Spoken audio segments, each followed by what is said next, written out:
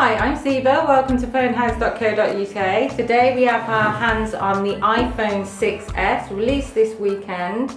Highly excited about receiving it. There's been a lot of hype around the top cycle of this little item from Apple, so let's take a look and see if it's worth it. In this much anticipated top swing, the iPhone 6s continues to improve, maximizing on the same slick design topography as the 6 and adding a little bit more too. This time round, they have focused their refinement efforts under the hood to increase overall performance. The iPhone 6s therefore looks more or less identical to its predecessor, beautiful and elegant with all the subtlety of top quality design that we know, love and expect from Apple. Colour-wise, there have been developments and it's now available in a much sought after rose gold. Looking at the casing, the volume rockers have been kept on the left edge and the power and SIM are still located on the right. The bottom houses the speakers, the 3.5mm jack and the USB charging port, so it's all familiar territory that looks great and works very well. The body dimensions are 138.3mm long, 67.1mm wide and 7.1mm deep. It weighs in at 143 grams, making the 6S slightly heavier than the 6. We feel this weight increase is an improvement, it's more solid and as such less likely to slip from the hand. The upgrade to the display is a major new feature on the 6S. Apple have included the latest and most powerful version of Corning glass, Ion X with oleophobic coating, making the display even more shatterproof and scratch resistant than before. In fact, it's the best on the market to date. So at long last, we may finally be saying goodbye to shattered screens and the horrific cost of having to repair them.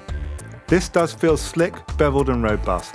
It's super smooth and very sensitive to touch, all supporting the new 3D touch functionality which we will talk about shortly.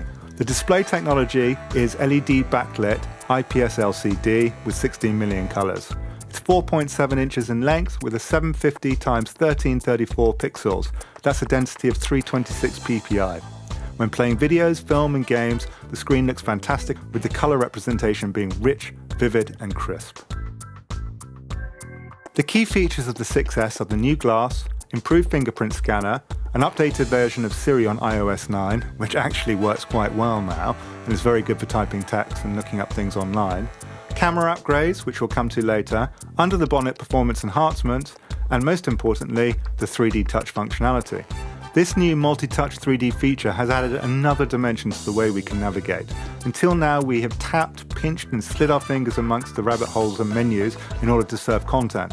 Now, with Apple's 3D Touch, we can use pressure to delve into the content and explore it even more intuitively. 3D Touch, or Peek and Pop as it's been dubbed, is pressure-sensitive tech. It differentiates the level of force applied and responds to the preconditioned command. So, in short, you can flick through messages, emails or online content, pressing lightly for an overview, peep, without leaving where you were, or pressing firmly to go deeper into it, pop. It's like potholing. Apple have kindly provided us with a techno guide road. We'll never be lost again. The 6S runs iOS 9, upgradable to 9.1. It's on a dual-core 1.84 GHz chip with a PowerVR GT7600 6-core GPU. It has 2 GB of RAM to facilitate smooth running, and frankly, it works really, really well. To our feeling, there's not a massive real-world improvement here. The 6 worked really smoothly and this builds on that. From a Geekbench point of view, however, the 6S upgrades have given it a massive 56% improvement on the 6. Storage-wise, well, there's no SD card slot to beef up the space. However, it does come in 16, 64 and 128 GB versions, so plenty of space to store your music, videos, etc. The iPhone 6s has an updated 12-megapixel primary camera, which is equipped with phase detection autofocus, dual-tone LED flash. It delivers photos at high resolution, 4608 by 2592 pixels. Novice, amateur and professional photographers out there will be happy with the improvements. The pictures look fantastic, and definitely this phone has benefited from the upgrade here. As with most of these high-end devices, functionality includes geotagging, touch focus, HDR, face and smile detection, panorama, etc. You can have great fun here and get really creative with the features, hours of fun, and you can add it directly to iMovie, which is great. The possibilities are kind of endless. You can shoot video at 4K, 2160p at 30 FPS, HD, 1080p at 120 FPS, slow-mo, 720p at 240 FPS.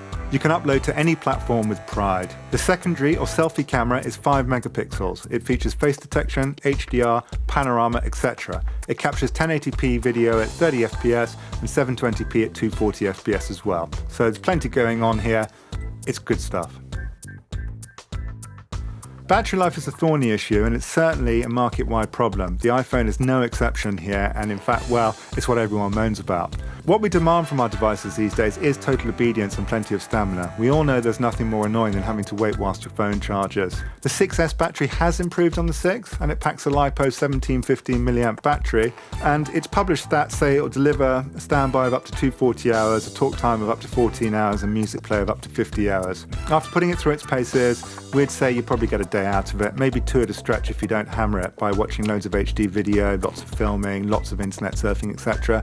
But you know, as with these things, it's really down to how you use it. There is one little tip though to getting better performance from your battery, and that's to put your phone on airplane mode when you're charging, or better, switch it off. This will decrease charging time.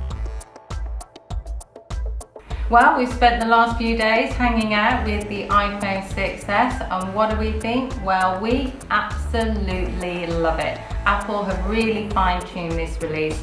The glass is stronger, the cameras are vastly improved, and it runs like a dream. So, is it worth an upgrade? We definitely think so. And if you'd like to find out more, pop along to fonehouse.co.uk and we'll see you next time.